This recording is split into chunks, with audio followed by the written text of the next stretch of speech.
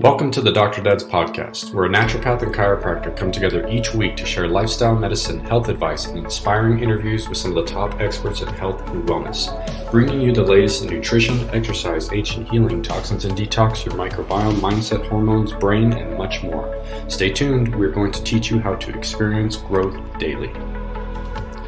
Hey everybody, Dr. David Wardy coming at you. This is another episode of the Dr. Dad's podcast. Dr. Nicholas, what's up, my brother? Just my mind is being blown by all this new information you share with me. I know, right? Like I found myself getting a little anxious just getting on the podcast today because I was like, I have like a million questions for this guy, and I'm so excited to get one of our guides on here. And so today's guest, for my patients that are listening, people that have been hearing me talk about this guy already, we're bringing on a very special individual today. His guidance and his mentorship of just what he's teaching to the world right now to help other doctors and individuals just expand their knowledge on such an important topic that is overlooked in my profession, I think just in general in the healing and the medical field, that needs to be addressed, and because it's such a central thing that affects our healing and to help us on our journey. So, you know, the latest and greatest has been the lymphatic system, and I'm super pumped. I can't stop talking about this stuff. Everyone's like, shut up, doc. You keep talking and talking and talking, but when this guy speaks about this stuff and the way that he teaches it, you start to create this understanding of why this is so important and how it's overlooked and how it really affects everything in the system and our body's ability to start actually healing. So I'm very excited to bring on Dr. Perry Nicholson.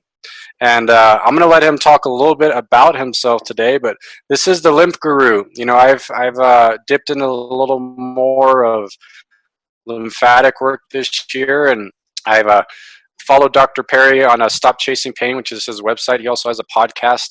He does workshops and webinars there, and got into a bunch of his stuff already implemented into my practice. And I cannot tell you, I've been having incredible results with my patients just daily now with this work that I've been implementing in my practice. So I'm very, very excited. Dr. Perry, thank you for joining us today, man. Very blessed. Well, thank you very much, doctors. It's an honor for me to be on your show, and I love the name of your podcast too, by the way. I'm a doctor, I'm also a dad, so I got all right. We got another one. My kid's a little bit older now, 21 and 19. I don't know how the hell that happened, you know.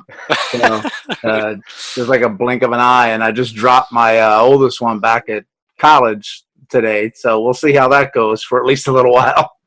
They grow fast, man. We got little ones as well. And yeah, I'm going to give you a really corny moment that I say to everybody, but, you know, cherish it while you got it, man, because it goes fast. It really does. It really does. Kidding. But thank you very much for the kind words. It really does mean a lot. And I love the lymphatics for sure. People say that to me all the time. Like, geez, can you talk about anything else? I'm like, no, not really. Because it's that important, right? It's such a system of the body that once you come across it and you understand it and you do some of the work for yourself, you're literally blown away about how much better or different it can make you feel. And then you're like the same thing, like, why in the world didn't somebody tell me how important this thing was like a long time ago? Mm-hmm. And then I tried to make it simple for people as well, because it's a really powerful system to come across, but it can also seem overwhelming in the beginning because people tend to overcomplicate it a lot too. So try to make it pretty simple for people to do. So I'm ready to talk about anything and everything you want. I usually teach 16 hours on lymphatics, so I'm sure we can cover an hour. Awesome. No worries. Awesome. So Perry, I really would like you to start, just tell a little bit about yourself, and then I really like to hear your story about how this came into a huge theme for you. Yeah, thank you. I appreciate that. Well, I've been practicing chiropractor for about 26 years now. So that's how I got into the healthcare profession and what my professional degree is. I really don't honestly do too much chiropractic work anymore, at least in the traditional sense. It's kind of my gateway to get a lot of different types of learning. And I began to get outside and investigate a lot of other different systems of the body. when I got sick about, probably going on 5 years ago now. So I became a chiropractor originally because I got hurt with lower back pain and could barely walk, and one of them fixed me up. I'm like, that's really cool. I like to do that. And then it helped. But then 5 years ago, I came down all of a sudden with what they call an autoimmune disease, which means they really didn't have an answer for why I began to get so sick and stay sick. And even though they really couldn't find anything to give me a diagnosis on, I felt honestly like I was slowly dying. And basically I started to get a lot of chronic infections in the body, all different types of infections, sinus infections, prostate infections, urinary tract infections, gut, and the operative word being infections. So it's basically inflammation in the body. And traditional approaches to try to help the inflammation with medicine, even though they were trying to help me, made me worse. And that's usually how most people get treated, through infections. They get antibiotics, or they get stuff for pain, right? The pain medications. And I actually ended up needing to get surgeries because my infections progressed to a point. But unfortunately, those things made me feel maybe temporarily better, but each time I had to get a stronger medication and many different types, and I got worse.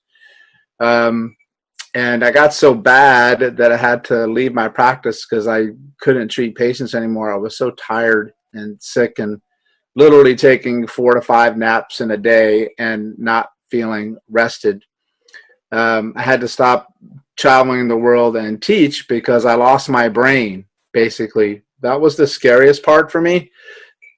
I could honestly deal with the physical suffering, but when my brain went, what I mean by that is I couldn't remember things. Like what I recently said, I was struggling with the names of people in my life, even my children. And those are signs of severe degenerative brain disorders heading towards Alzheimer's. And the scariest moment for me happened when I was mailing a t-shirt to one of my online members at the post office. And I went back to my car, and I couldn't find my keys when I was sitting in the car seat, right? Like I don't know where they were because I would always be forgetting things. Looked at the parking lot, went back in the post office, everything, and nobody could find them. And then I was 10 feet away from my car, walking back to my car, and I heard the car running. So what that means is I actually physically sat in the car, started the car, but forgot that I did that, and didn't have the sensory awareness that it was still running until I came back. And that's a very real sign of a lot of inflammation in the body. And I had no answers. It scared the hell out of me. So I came across the lymphatics because the universe works in a crazy way. I had a friend of mine I went to chiropractic school with, who I hadn't seen in 20 some years, reached out to me and said, and I still don't even know why he reached out to me at that time. Who the hell knows? But he said, I've got a thing I'm going to in London. It's studying energetic medicine, and I thought you might like to go. And I was at the time looking for outside of the box on what could be wrong with the body. I was looking at the energy systems, more so what the cell needs to be able to recover, heal, and generate, the energy involved with life. And I just said, yeah, man. I said, yes, I'll go. And when I went there, I got exposed to the lymphatic system for the very first time. And this particular individual, one of the things that I had happen to me a lot at that time was I was always had a lot of infections, and my body was producing a lot of mucus all the time. And mucus production is a huge way that your body tries to protect itself by coating tissues to try to fight things. So I'd always be clearing my throat like every 5 seconds, snipping every 2 seconds, and coughing and like hacking, things like that. And it was just incessant for years, right? And I just thought, well, that's kind of habit. It just is what it is, right? And the guy says to me, I think I know what your issue is. Because the sniffing was starting to bother people in the class, I'll be honest with you. And he brought me up, and I said, what? He goes, I think your lymphatic system's a mess. He didn't use the word mess. I think he was a little bit nicer than that. But, and I'm like, and I honestly was like, lymph what?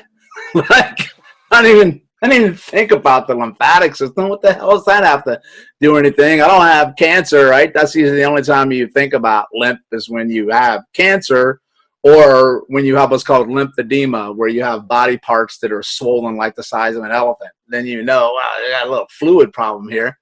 But I never even thought about that system. And he said, come on up. And he started to press on primary areas of the body where you get lymph nodes that cluster.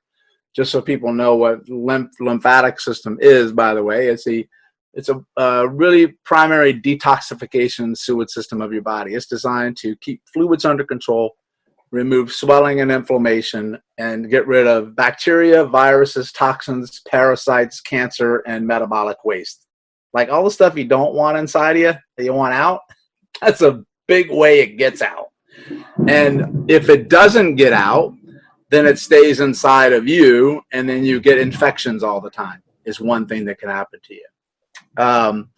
So I went up there, and every place he put his finger was so painful and swollen, and I had no idea. Like, I've been practicing this. It was 5 years ago, so 21 years, and I'm flabbergasted. Like, I never even thought to press on these regions, but if I did press on them, my first thought wouldn't be I'm checking the lymph nodes. My thought would be I'm checking fascia, or I'm checking muscle, or ligaments, or nerves, or the spine.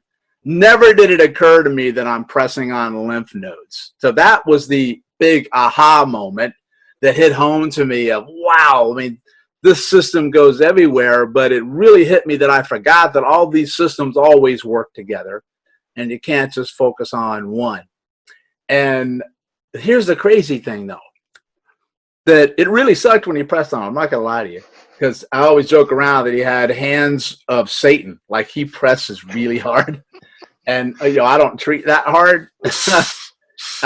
But I felt really awful after that, because he started to release toxins that were stuck in my body. And I remember going home, being to the Airbnb, and so tired, I just slept. Like, it was like 6 o'clock at night. I didn't wake up till 8 the next morning. And I woke up, and I kid you not, I felt better. Like, I felt different. And I could actually have, for the first moment I can remember in a while, to take a breath in through a nose that wasn't congested for the first time in a long time. And that was the moment, man. That was the moment where I said, this system is something. And I have to learn anything and everything I can about this system. And then from that point on, I've been a man possessed since 3 years ago to bring myself back, because I'm 53 years old now. I feel better than I think better. I'm sharper. I move better than, even physically move better than I did when I was in my 20s, because I firmly believe I had these lymphatic issues even in my 20s. Because that's one of the reasons that I think led to me having cancer 18 years ago. I had thyroid cancer, and I had a lot of lymph nodes in my neck removed 18 years ago. And it all makes sense now. So I think that that temporarily took out the underlying cause of things. And then the years later, it hit me with an autoimmune disease that decided to hit me a different way. I got sharper. I got leaner. Check this out. I lost 30 pounds of fat and inflammation in 1 month. Wow. Incredible, man. And I've been a bodybuilder since I was 14 years old. I've forgotten more about fitness nutrition than most people learn, because I've been doing it since I was 13. And I could never get myself to lose these last little bit of weight, because I was always puffy and I was always swollen. And I just said, I don't understand why. But when I got the lymph under control and understood the stuff that we're going to talk about in a moment of how the body gets rid of fat and toxins and inflammation, that I got lean, mean, tall, and confident, man, in 1 month just from doing that like that. And I'm like, okay, even more I love this thing. So, you know, I got the brain back, but I got my mirror muscles back, which was nice. And so then that brought me to where I am now with the courses that I teach and traveling all over the world to try to share this information with people. So, I mean, that's my journey. I do lymphatic work because it saved my life. And I've been able to make that kind of positive changes in a lot of, at this point, thousands of other people since I started this program.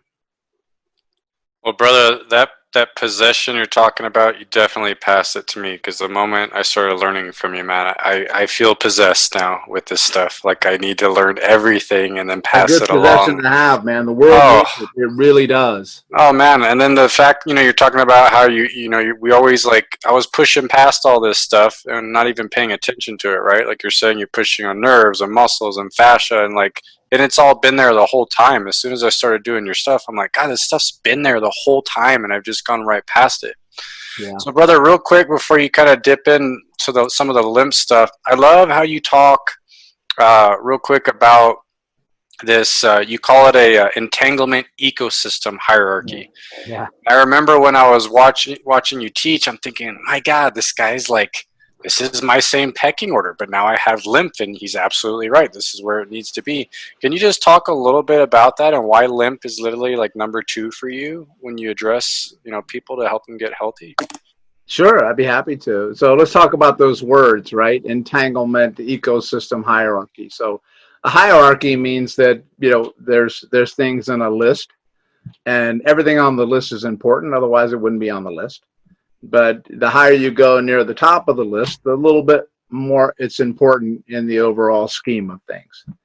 And in my hierarchy, the scheme is this: that I have a list of 1 through 9 of all the different systems of the body. So all the different systems of the body work together.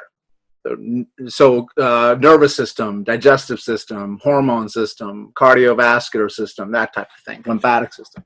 And in medicine today, we always break those things down into separate systems or specializations, and nobody talks to each other in medicine, but meanwhile, the systems always talk to each other. So it's the worst way to manage somebody's health.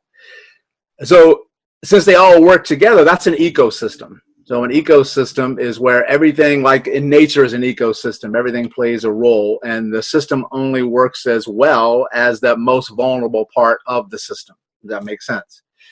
And then entanglement means this, is that everything that you do to one system affects everything else in that moment, but even further down the line. So entanglement means that nothing that we do is separated from anything else. That's just pretty much energy. And a way to think about that is this: if I do something to my pinky toe, it can screw me up enough to mess up something in my neck.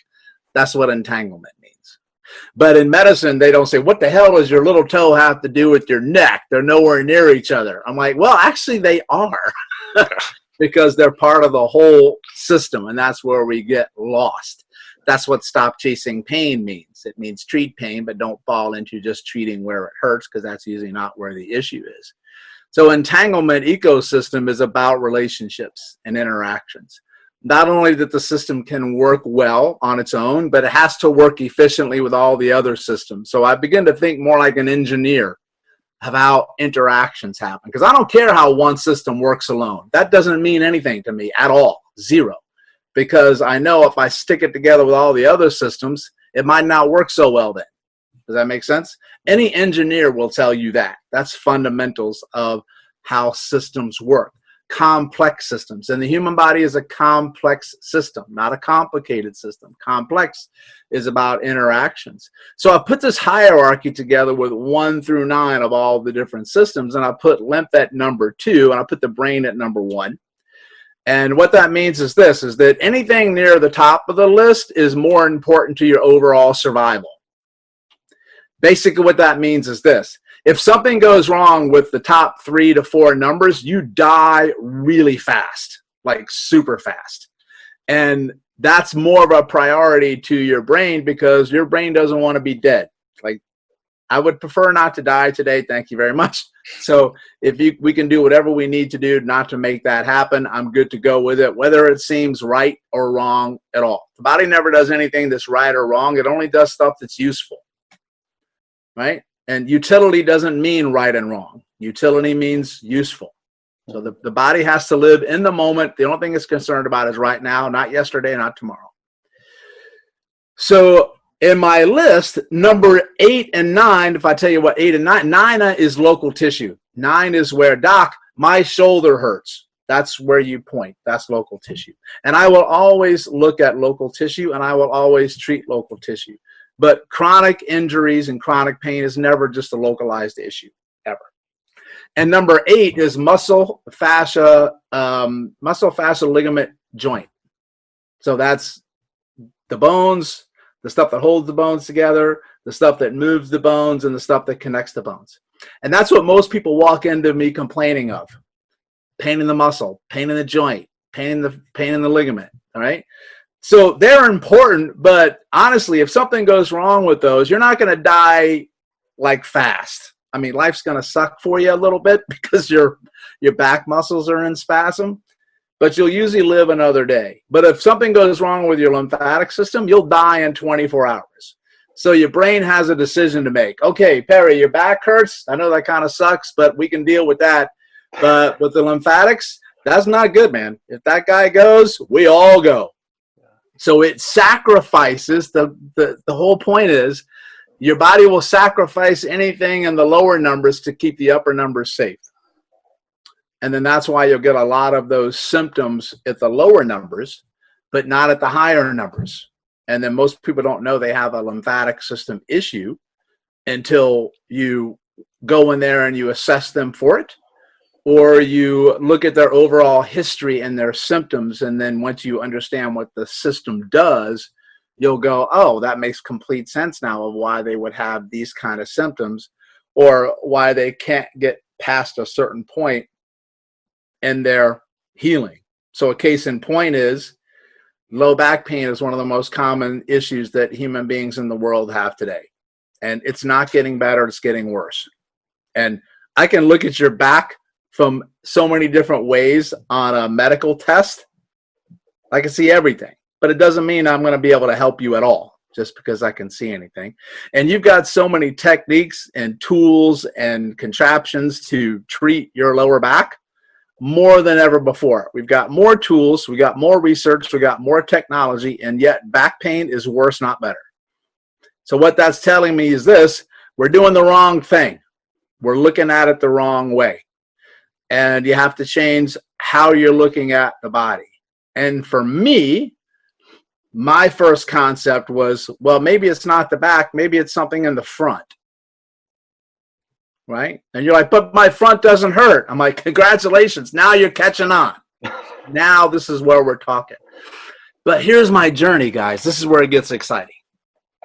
In my previous journey before lymph, I would check the front, but I would be checking things in the front related to 8.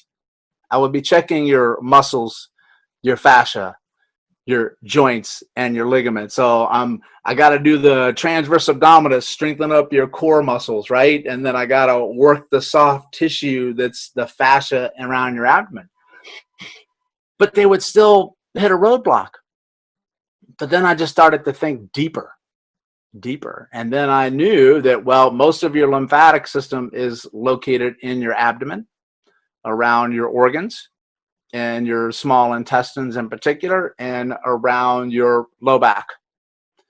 And if those are clogged or backed up, you really wouldn't feel it in the front. You'd feel it in the back, right? Because you get the referred pain for the back. Because very few people come in and say, doc, I got to kill you. My belly button is killing me. No, it's on the other side, right? And then, but everybody treats that side. So then I started to go different, and then I started to dig in the front, and I started to go really, really deep. And every single person, when I pressed in there, it was really, really painful. It was really, really swollen. But after I pressed in there, later on, they said, doc, I don't know if this is crazy or not, but I don't know, whatever you did to my stomach, my back feels way better. Does that make sense? Yeah, when you understand the lymphatics and how that system can get congested, then when you remember your anatomy, you realize that the nerves in your back actually come out from the front, not from the back. And then you realize all the blood flow that you're trying to send to the back comes out through the front, not the back. So the front's a little bit important. So then I started to focus in more on the lymphatic channels where you get the biggest amount of congestion and backflow, because the system is a fluid system and it works by movement and breathing. So it moves fluid into different nodes, and these nodes capture what they call antigens or toxins to try to kill them. And then when they get backed up, then it increases pressure in the body. And it increases the likelihood of you having more what they call metabolic waste and cellular waste, which is when cells get injured, they release waste. And then that needs to get out of the body. If it can't get out of the body, it stays there and still contributes to inflammation. And I really need for people to understand that is that inflammation is not bad. Inflammation is good. Incessant chronic inflammation is bad. So it's when you can't get rid of the inflammation, that's when it becomes a problem. That's what we call chronic inflammation or systemic inflammation. And that leads to chronic pain and autoimmune disease. So we're using all these tools to try to get rid of inflammation, but we have a system that can't get rid of the inflammation even though we're stimulating it to do so, because it's too overwhelmed or it's too backed up in too many places that are not where the site of pain is located. It's always inflammation around the site of pain. But usually it's the inflammation in places that here's a really fundamental key that people listening need to understand. It's the inflammation and pain that you don't know about that I'm searching for, because that's the one that's going to help the one that you do know about that won't go away. Does that make sense? Oh, that's perfect, man. Well, and I'm listening to you, Perry, and I'm like, okay, me and Nick are constantly talking about the health of the cell, right? And you talk about hydrodynamics and how this influences literally the cell's ability to get nutrients and oxygen. Can you talk a little bit about that at that level? Because we're constantly, trying to explain to people that a lot of this starts at the cell and there's inflammation, and that's some of the things that we've got to get back online to get your health back. Absolutely, I'd be happy to. Yeah, this is awesome for me. I'm having like a geek moment. So. It all comes down to cells, right? Cellular health. Individual cells and clusters of cells. And you have to remember that you got trillions of cells and you're losing billions of them every day just from life. So cells are always dying, and then you're always making new ones, or at least you're supposed to make new ones. That's the key. Right?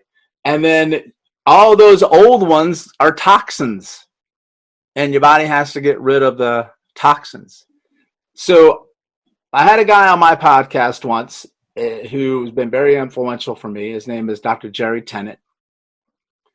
And he talks about cellular health a lot. And he said something that really stuck with me. He said, chronic disease occurs when you lose the ability to make new cells that work. And he always says, I'm going to say that again. So I'm going to say it again. Chronic disease occurs when you lose the ability to make new cells that work. That makes sense, right? Because if I can make new cells that work, I wouldn't freaking be sick, right? Because you're supposed to get sick, but you're not supposed to stay sick. But we as humans are used to being sick all the time because it's, you're just getting older, which is a BS. And then he said, well, that made me want to look at what do you need to make a new cell that works, right? So if you can't make one, why can't you make one? So I started to investigate that further, and I came down to two simple reasons. Two simple reasons that have like 500 other reasons that contribute to the two. But I'm going to give you the big two. Either you have too much of something called toxicity, or you have not enough of something called deficiency.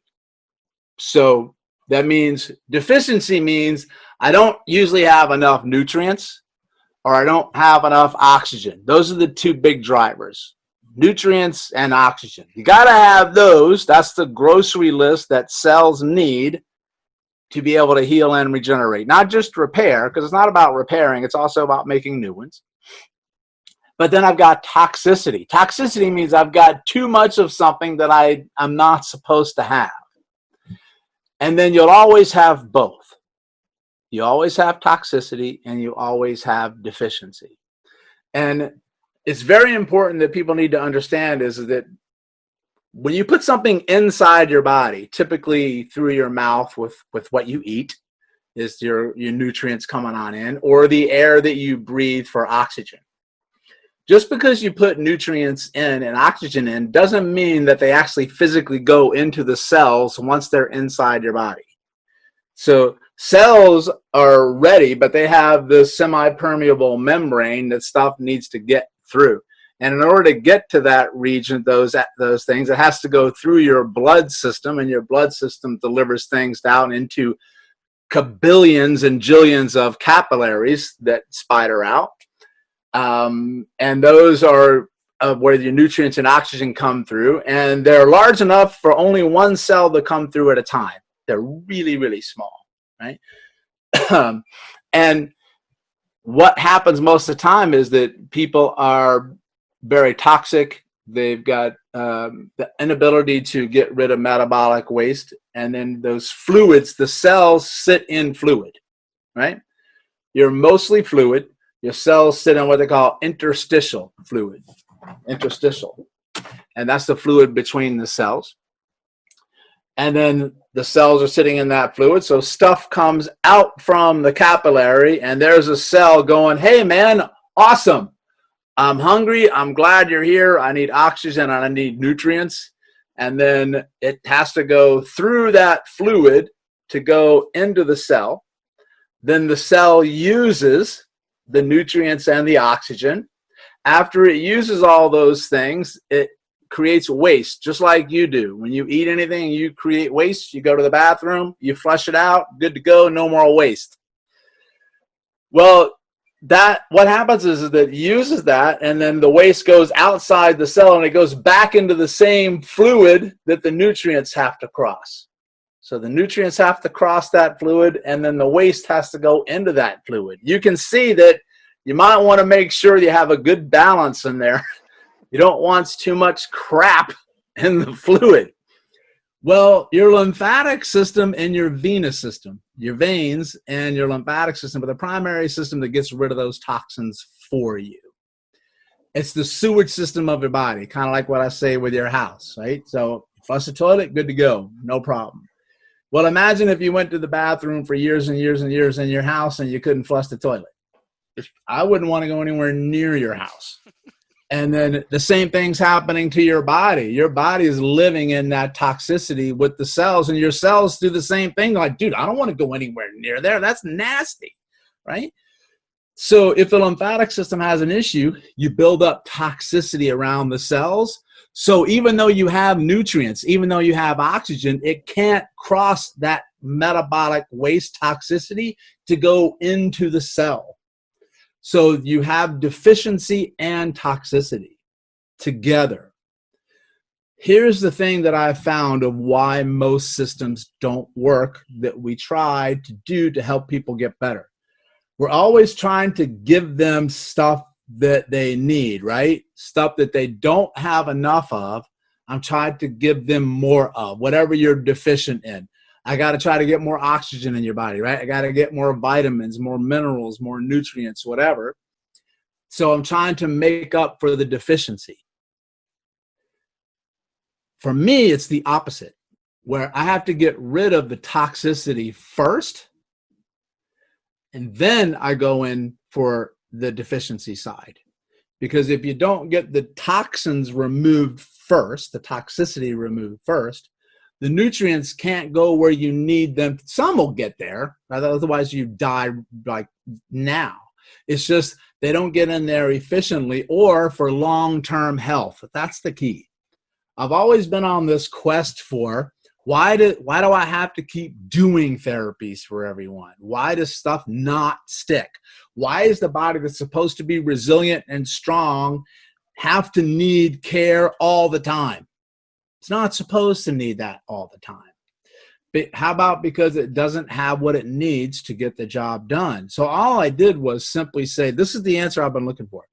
I've been trying to look for ways to detoxify, get the toxins out, and then get the nutrients in.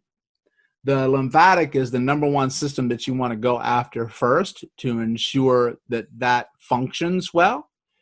And if it functions well, it doesn't mean that everything is going to go away and the world is unicorns and rainbows and you'll never have any pain or no problems. There's no such thing as that. But what I tell people is this, is that you stand a much greater chance of getting to the final destination of where you want to be with less pain and suffering in your life if you clear that system. Because I know one thing for sure, if you don't clear that system, there's no way in hell you're going to get there. It's just physiologically not possible. So I kind of tell people that, like in relationship to like positive thinking. Just because you think positive doesn't mean you're going to get a positive result. But I say that I can tell you, but I'll tell you this much. If you think negative, there's no way in hell you're going to get one. That just ain't going to happen. And it's the same thing in relationship to the lymph.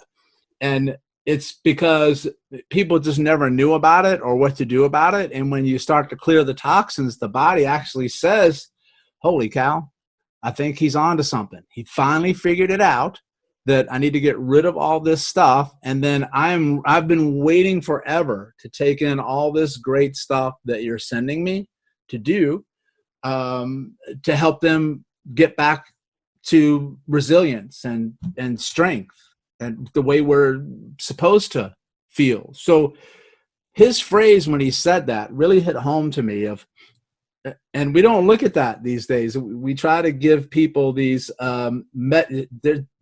cells are not waiting for this medication that they've been missing their whole life to get better, right? I'm not saying that you don't need them to help you get over pain and suffering, or you might need something to help maintain your health, but maybe you won't need to take as much or for as long. So for me, for instance, I had cancer. So they took my thyroid gland out. It's gone. And most of my lymph is gone. That also made me much more prone to lymphatic issues with congestion in my throat and in my nose. So I have to take thyroid medication or I'll be dead in 3 days. Like I have to take it. But what was interesting is this. When I was puffy and swollen and inflamed, I was having to take 350 micrograms of Synthroid medication in order to get my blood levels up to where they needed to be within range. That's a big dose. And medication is just like nutrients. Just because you take it in doesn't mean you're absorbing it, right? So when I cleared my lymph and I lost all that inflammation, 350 micrograms was way too much dose for me. My numbers went through the roof. So now I'm down to 200 micrograms. Wow. So what was the difference? The difference was I cleaned out my body so the cells were better able to absorb what? The medication that I was putting inside of it. So I needed less of the medication to get the same results on the back end. And that's something that's really important for people to understand, because sometimes your dosages keep going up, or we get hooked on these pain medications and things like that. And there's just higher dose and this, stuff like that. And you make yourself more toxic like that way. So it's a huge realization when you understand it's about absorption. And when you have a lymphatic system that doesn't work efficiently, you have what they call malabsorption. That means you're not as efficient at absorbing the nutrients that you need to, and therefore getting rid of the toxins. So I know I just kept going there. I mean, I hope you hit my on switch. I'm going to keep going. No, we love it, man. I do have one question. Yeah, just to dial in where the pain comes in at that point. So if we can kind of dive back into the interface between the capillary, the interstitial fluid, the receiving end of the deoxygenated venous, there's a lymphatic vesicle there, or like a channel. How does the nerve influence into that or infiltrate into that? Where's the interaction there where the pain response is felt, and why is that happening? And then that swelling mechanism. And with that question, is it macrophages? Like what's coming into that space from the lymphatic tissue? If you can kind of just dive into, geek out there a little bit more, that'd be great. Dude, that's a sinkhole and a half right there, man. When you're going to talk about what causes pain, I mean, I can tell you this much. Question. That's asking people where pain comes from is like talking about religion and politics, man. You don't know what you're talking about.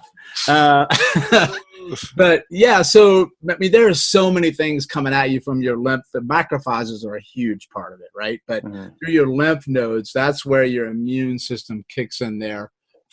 There's innumerable type of immune cells that come on there to fight, because that's where they kill cancer too. They kill a lot of things in that lymphatic system. So the way it works is that, let's try to take a snapshot of the body. When you've got a piece of tissue, let's say we spider out something from your knee that hurts, right? You got all those different systems that are there. Your muscles there, your fascia, your ligament, your joint, and then you've got a lot of blood flow. So the blood flow that comes in there is the end point of the blood flow, called your capillaries. And the capillaries is where you get your nutrients and your oxygen.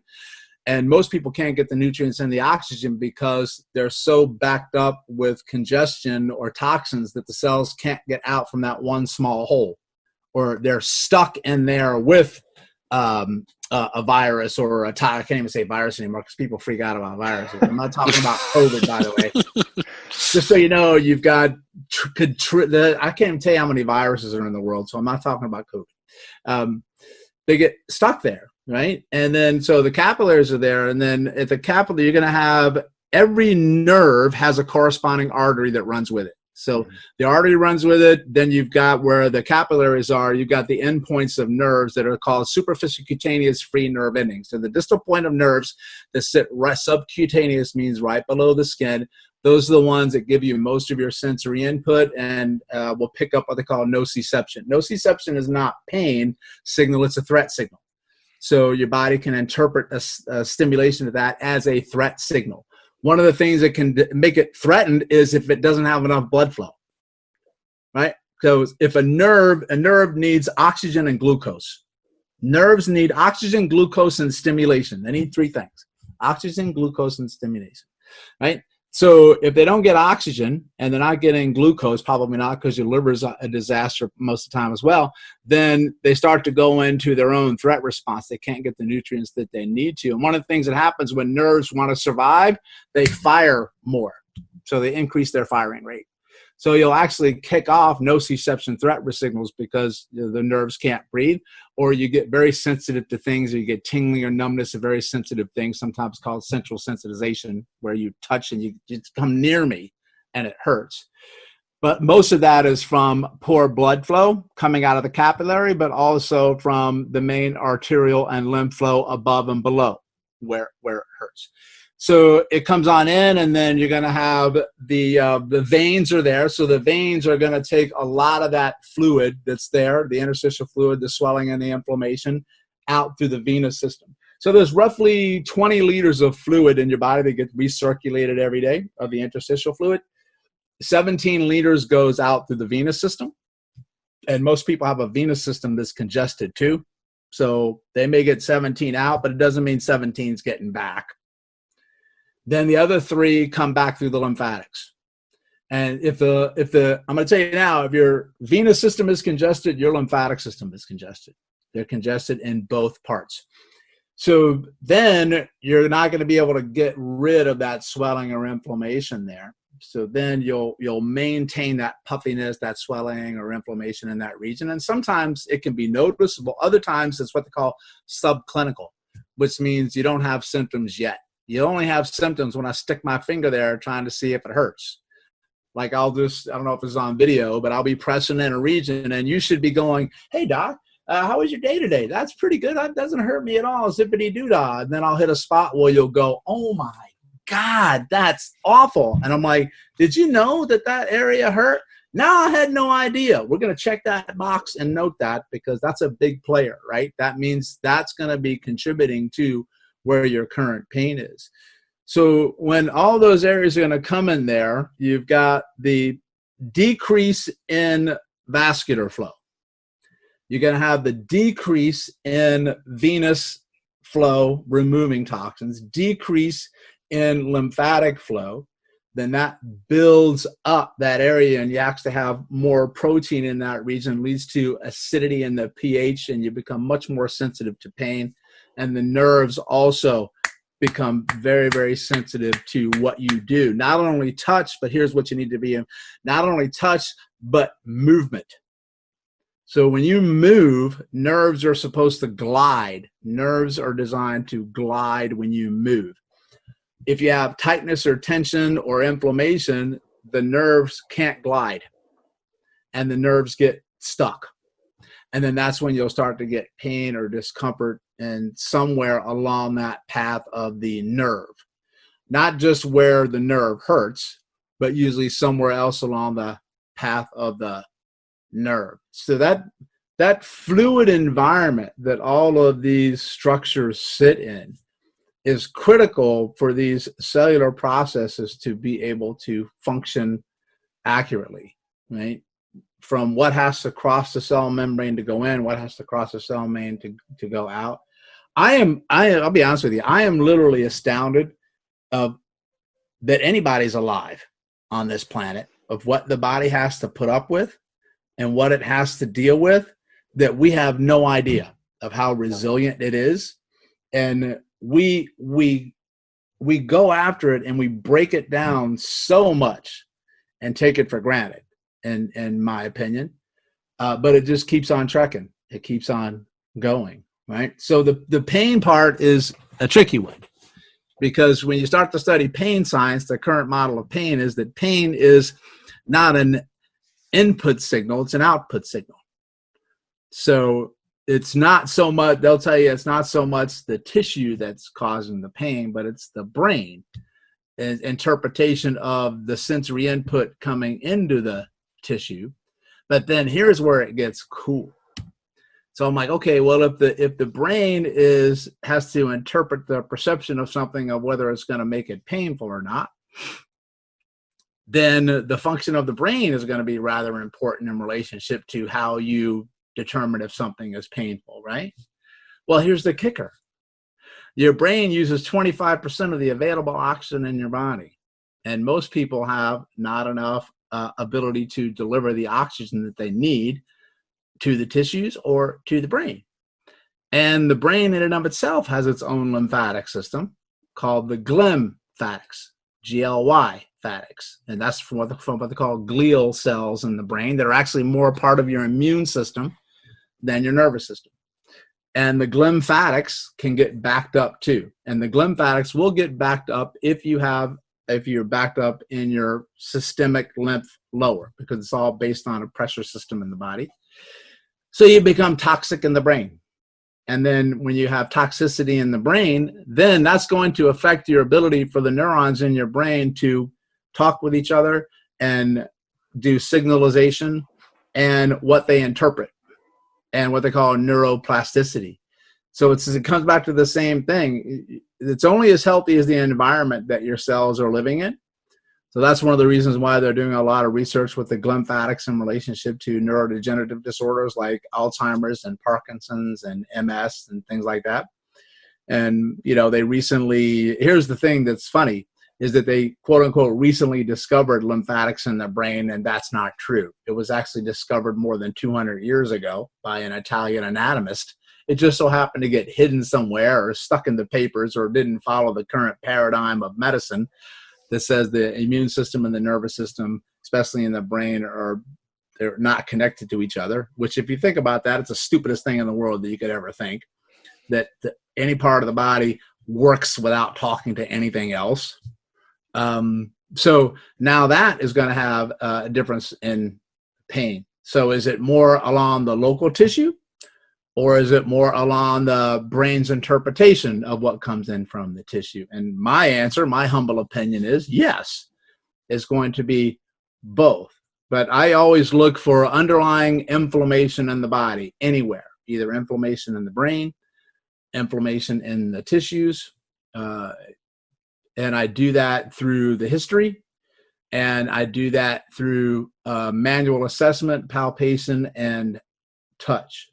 So when somebody comes in to see me, I assess almost every square inch of your entire body in relationship to definitely the lymphatics. So I'll check every primary lymph node region in your body from the top of your head to the bottom of your foot. And none of them better hurt. None of them should hurt whatsoever. And then I'm going to check all the other areas of the body and see if you have any tenderness, swelling or what we call the withdrawal response. I'm going to watch and see, do you like me touching there or not? Right? And the more areas that you have that reaction to, the more inflammation I know that you have. And then we know we need to go a little bit deeper on some different things. So I don't know if that answered your question, but that was Nailed it. That's Yeah, it did. basically how I look at it. You see, here's the thing that's great about medicine, but not so great about medicine, is that I can take everything down to what one cell does, but I'm not interested in what one cell does. I'm interested in how all the cells work together, not just where your pain is, but all the other systems of your body. So one of the things that I say in my work is that no system in your body ever heals alone. Right? It never works alone. It never gets injured alone. There's always a mixture of the other systems together.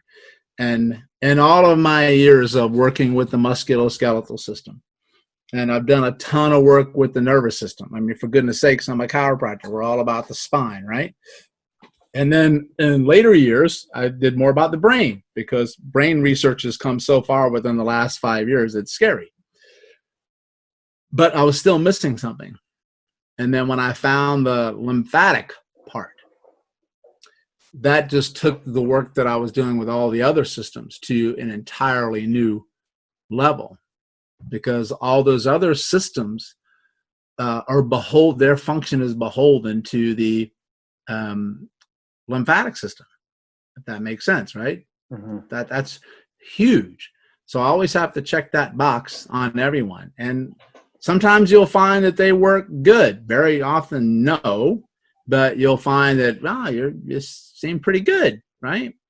And if you check the box, then you move on to the next thing. But if not, then we absolutely have to work that in conjunction with all the other stuff that we're doing as well, with whatever that we want to do. We just mix the two together. Absolutely, man. I'm seeing it firsthand every day right now.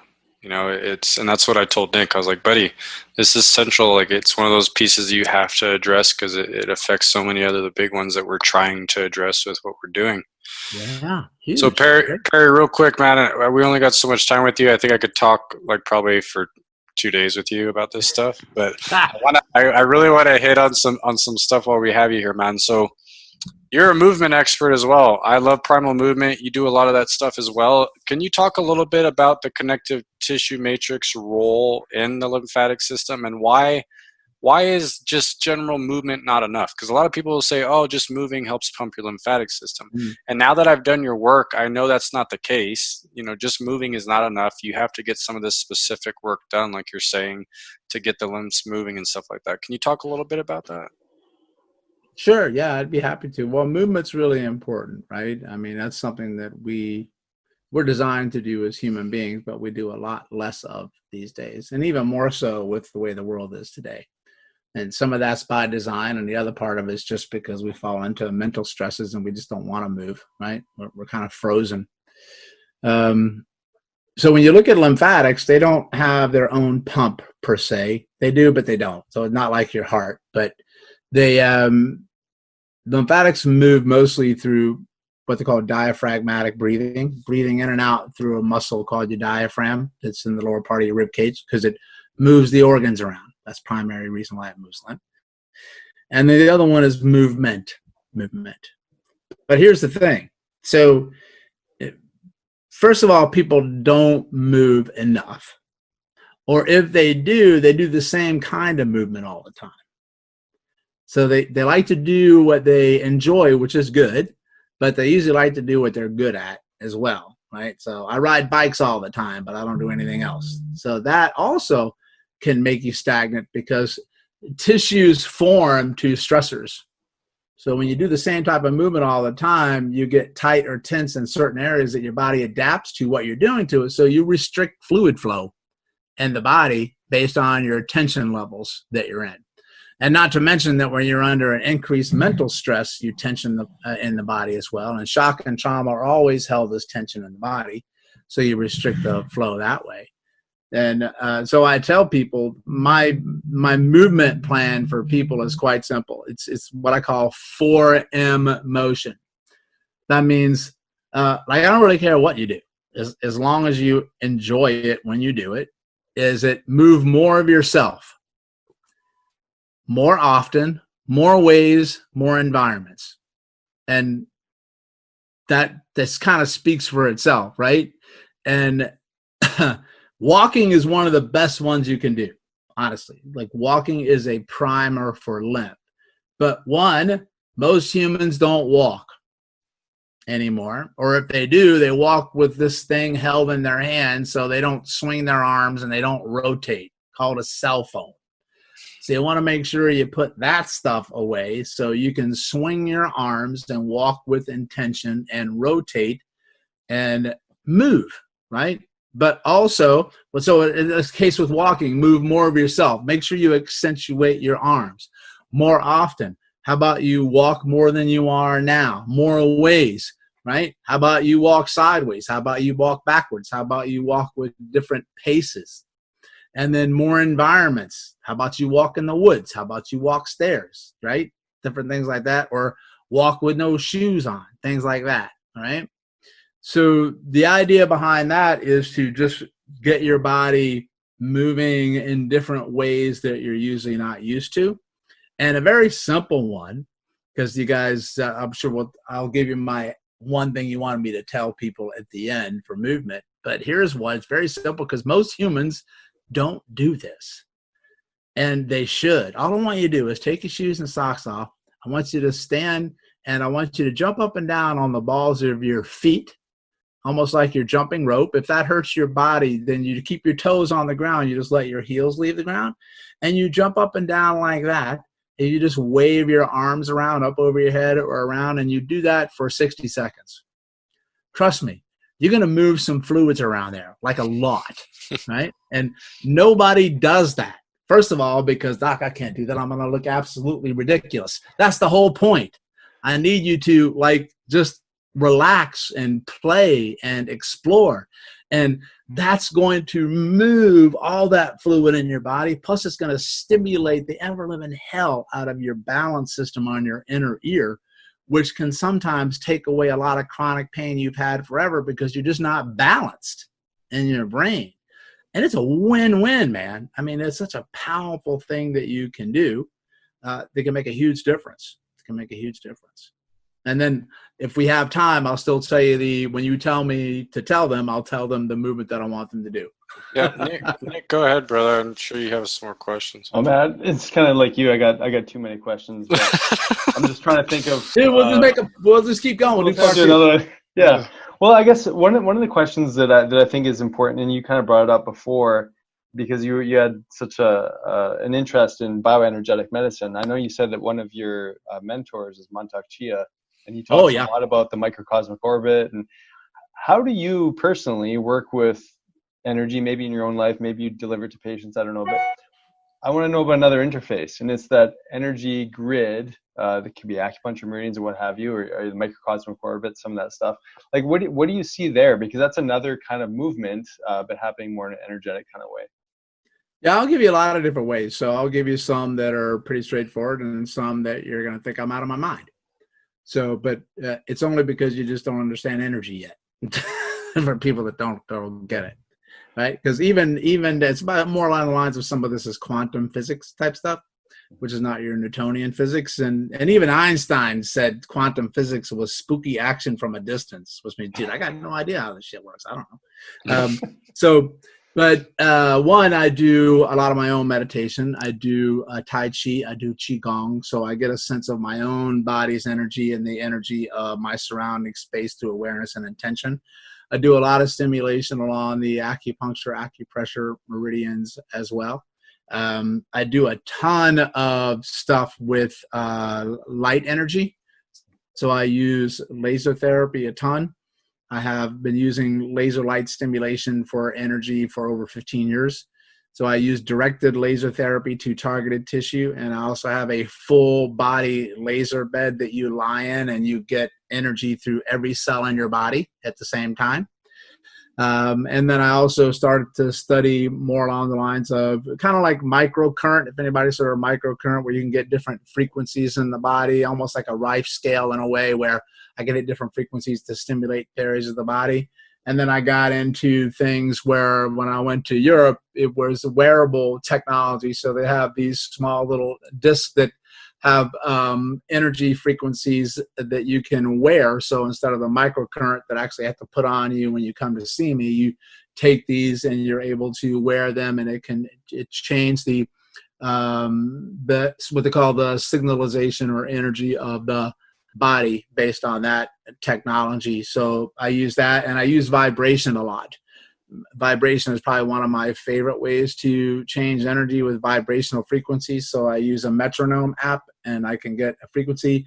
I do vibration stimulation through different type balls that I have, the vibration type balls. And if you've ever seen some of those cool videos on YouTube where people have like this thing and they have all these metal little pellets on thing, and then you have sound underneath this thing, right? And then it forms the sound frequency, makes the pellets form like a freaking butterfly, or then you change it, then it becomes like a unicorn. I mean, it's like all these crazy. So frequencies, vibrational frequencies change matter. They change tissue. I mean, that's what the world is it's all energy and how it relates to each other. And energy never disappears, right? It just transforms into something else. That's just straightforward physics. So I use it that way, and then I use even through human touch. So human touch is a really powerful way to change the energy frequency from your intention of touch. And we know that from just being with another human being, how we can pick up the sense of an energy or a touch just from being near someone.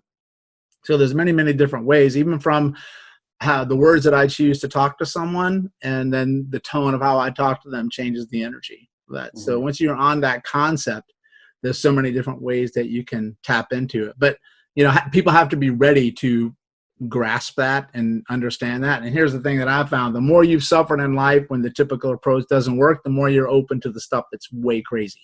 Yeah. But that's the only way you're ever going to discover it most of the time, is not voluntarily, but through a lot of pain and suffering, which is, my life was really hard.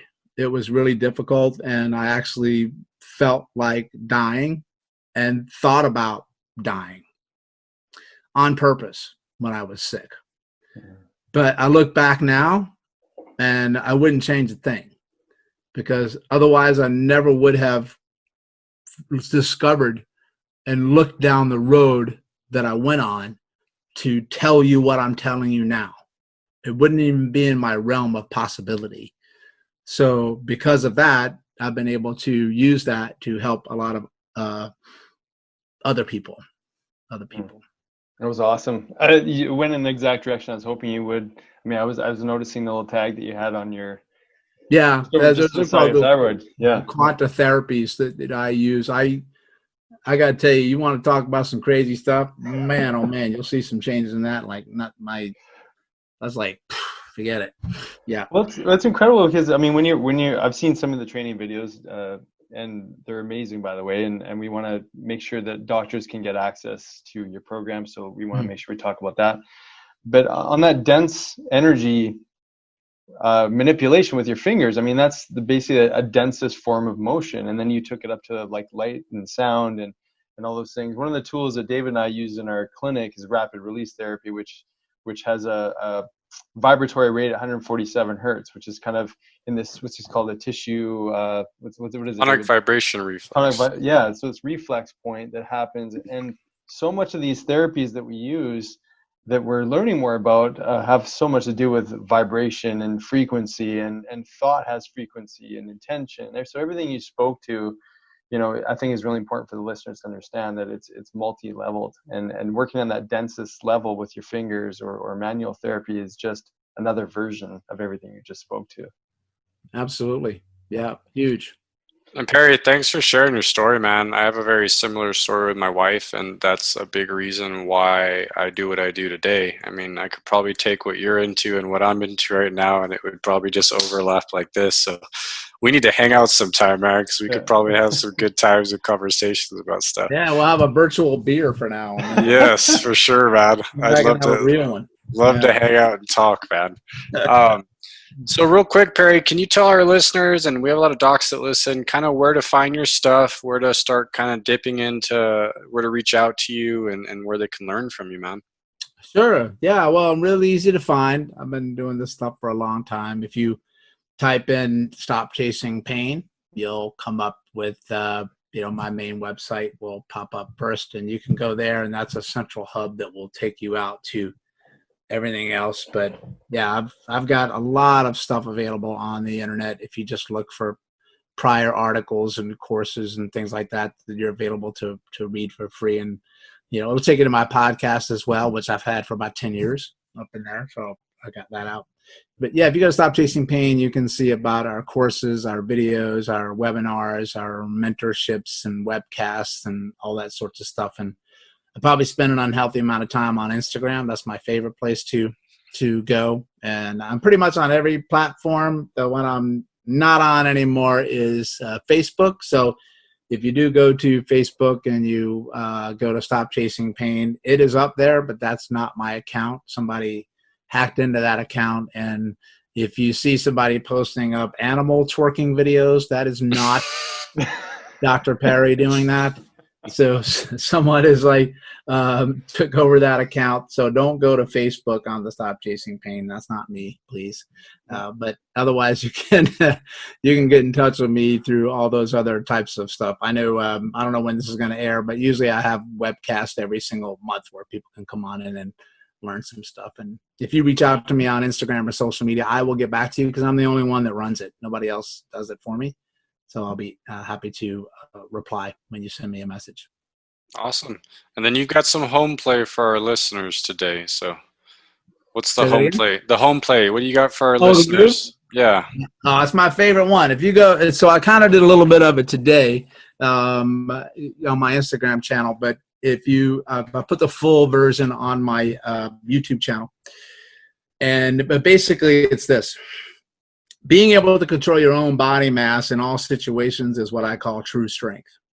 And one of the things that takes an extreme amount of strength in the body is to arise from the floor.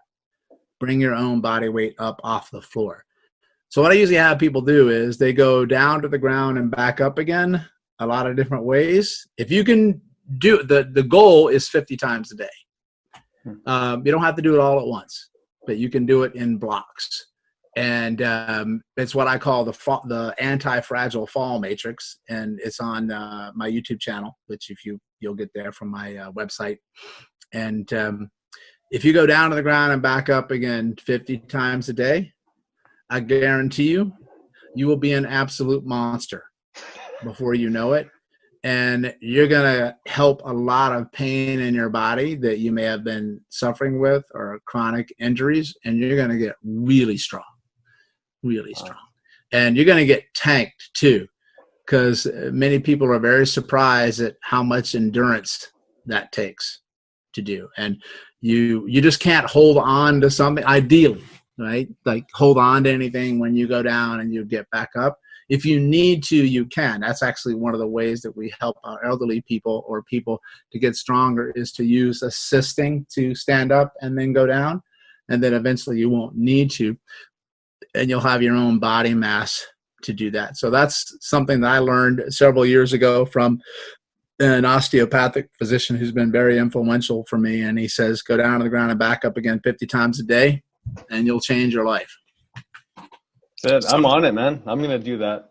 That's my challenge. Sometimes the answer is so simple, right? Sometimes it's just the simple. Well, here's the dirty little secret. It usually is. Yeah. The right answer is usually really simple. Yeah. Right? Well, you said at the beginning, I love how you said this, and yes, the body is complex, but it doesn't have to be complicated. And that was the sense that I got from how you teach and how you share this message. You take really difficult things maybe for most people to understand, you make them really simple. And that's, that's a sign of a true, warrior in health, is someone who can take that, make something simple and teach it to thousands and millions of people. I mean, that's hopefully the goal here. And then one other quote that I've heard you say is, you don't rise to the level of your goals, you fall to the level of your systems. And I mean, that speaks to everything that you just shared with us today. So we're super grateful, and we're going to keep learning from you. This has been eye-opening in a big way, not just for us, but definitely for the listeners as well. Awesome. Well, thank you. I had a really, really great time. I could just keep going for sure. But well, we're definitely gonna have to get you on again, brother. If that's okay, I'll definitely gonna hit you up again and come and talk about some more, because this has been amazing, man. Yeah. It's been funny because I've been doing some of the moves from watching your videos, and I keep checking with David because he can do some muscle testing from a distance. He's been keeping me on task of what I need. Oh, there you go. Great. But it's been amazing. I mean, I've noticed some things shift that I wasn't really paying attention to, and so it's been it's been a fun exercise just to put it into practice. So yeah, we're super grateful, and we look forward to having you on again. Thank you, Docs. I appreciate it. Thanks, Doc. Appreciate you, man. Thanks. Thanks for listening. If you enjoyed today's podcast, please be sure to subscribe to the Dr. Dads and share with your family and friends. You can also follow and interact with Dr. Nick and Dr. David on Facebook and Instagram for a daily dose of inspiration and the latest in health and wellness. Be well.